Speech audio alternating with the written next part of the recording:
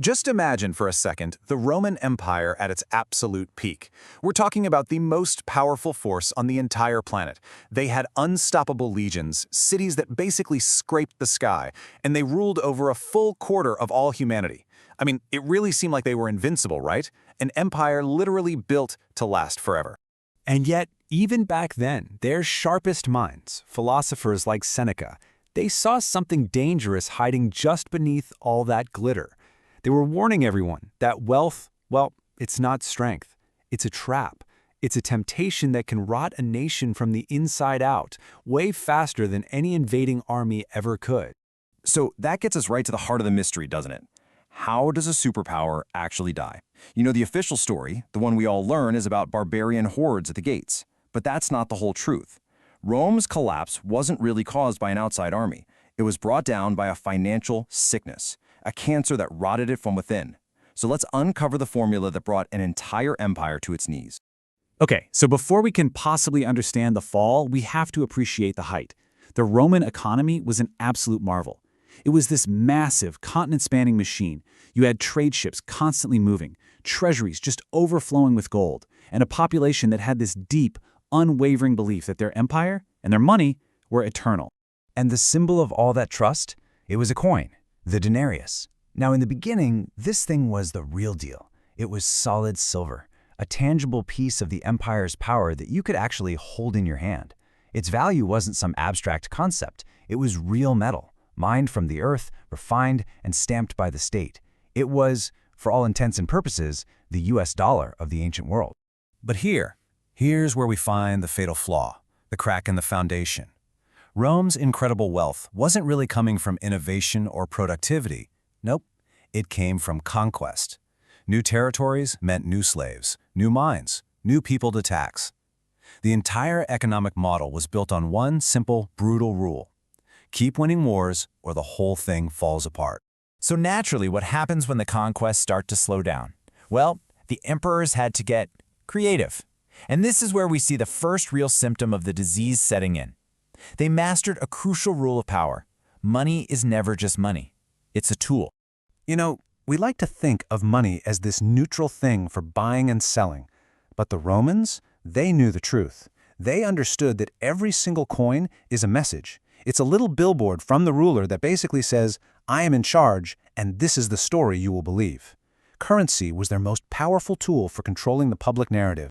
And you can see it in action, clear as day. Augustus ends a bloody civil war, and what does he do? He floods the empire with coins stamped with the word peace, selling a story of stability. After Nero burns Rome to the ground, he immediately mints coins, showing off all the new temples and buildings, advertising renewal. It was propaganda you could spend, a tiny press release in every citizen's pocket. But propaganda can only get you so far. It can't pay the bills forever. And the empire was developing a very dangerous addiction, which reveals the second rule in its financial playbook, the mastery of debt. See, Rome was built on credit. I mean, everybody, from the smallest farmer to the most powerful general, ran on borrowed money. But the ruling class figured something out pretty quickly. Debt wasn't just an economic engine, it was a political weapon.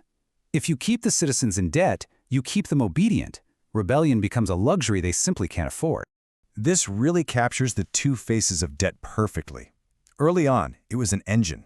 It funded the expansion and trade that made Rome great. But over time, it became a chain. It just suffocated the population, turning free citizens into little more than servants of the state and the wealthy elite. Julius Caesar is a perfect example. When he seized power, the Republic was drowning in debt. His solution? He canceled a bunch of it. Now, you might think, wow, what a generous guy. But no, this wasn't an act of mercy. It was a cold, hard political calculation.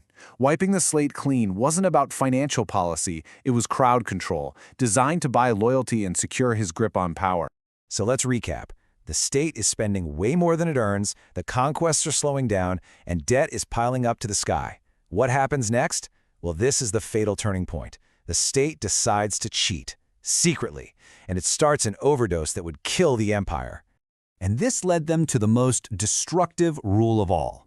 When a government can no longer pay its bills honestly, it starts paying them dishonestly by debasing its own currency. The Romans couldn't just print money, so they did the next best thing. They started removing the silver from their coins and replacing it with cheap, worthless metal. The numbers behind this deception are just staggering. Remember, the denarius started as nearly pure silver, a promise of real value. By the late empire, it was less than 5% silver. It was mostly bronze with a thin silver wash. It was no longer a coin, it was a lie, a symbol of a broken promise from a bankrupt state. And what did this lie do to the average person? Well, this chart shows the absolutely devastating result. As the currency was debased, prices for essentials like wheat just skyrocketed into hyperinflation.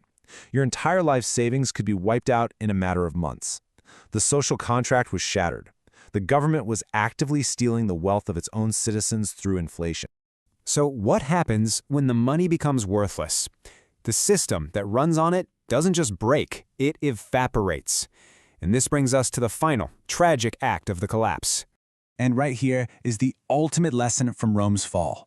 All money is just a story that we all agree to believe in. And when that story breaks, when the trust is gone, the power that the money represents just vanishes with it. You can't force people to believe in a lie forever. The unraveling was terrifyingly swift. It was a cascade of failures. First, merchants just refused to accept the worthless coins. Then, get this, the state itself stops accepting them for taxes, demanding goods like grain instead. Suddenly, trade grinds to a halt. People flee the cities, and the entire economy reverts to a primitive system of barter. The empire simply came undone. And this is the most important takeaway from all of this. Rome didn't run out of gold or resources. It ran out of something far more valuable: belief. Faith in its currency, faith in its institutions, faith in its leaders. Once that was gone, the empire was just a memory. So, why are we digging up all this ancient financial history? Because Rome's story isn't just history, it's a warning. The financial formula that destroyed them, well, it echoes in our world today. The parallels to our own time are direct and, frankly, unsettling. The Romans debased their silver coins. We create trillions through something called quantitative easing. They had bread and circuses to pacify the masses. We have stimulus programs and an ocean of consumer credit. They had imperial overreach. We have unprecedented national debt. The language has changed, but the playbook is eerily similar. We tell ourselves that we're more sophisticated now. We've replaced their simple metals with a complex global system of digital credits and derivatives. But we haven't changed the foundation. Underneath all that complexity, our system runs on the exact same thing as Rome's: fragile human faith. And that leaves us with one final, provocative question. The Romans thought their empire was eternal, right up until the moment it wasn't. They ran their entire economy on a promise that they eventually broke. They ran out of silver to put in their coins. So the question we have to ask ourselves is, what happens to our world when we, too, finally run out of trust?